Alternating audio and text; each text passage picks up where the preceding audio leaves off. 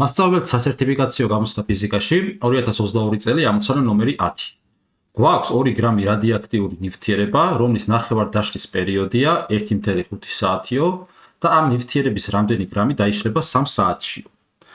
ესე იგი, ნახევარდაშლის პერიოდი ის დრო არის, რა დროშიც ეს ფლიანი რადიოაქტიური ნივთიერების ნახევარი იშლება, ხო? ესე იგი, პირველი ნახევარდაშლის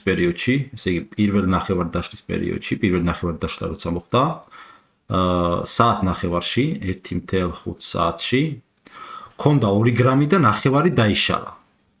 თუ ქონდა 2 გრამი და ნახევარი დაიშალა, მაშინ 1 გრამი დაგვრჩებოდა, ხო?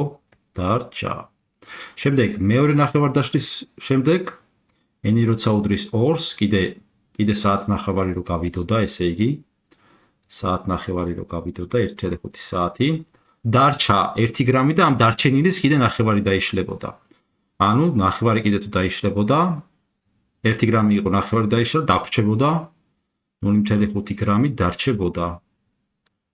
დარჩა, ესე იგი საათ ნახევარში 1 გრამი დარჩა, კიდე საათ ნახევარი რო გავიდა, 0.5 გრამი დარჩა. შესაბამისად, ჯამში 3 საათში ჩვენ 0.5 გრამი დაგვრჩენია დარჩა თლიანი 2 გრამიდან. თუ 0.5 გრამი დარჩა, მაშინ 1.5 გრამი დაშლილა.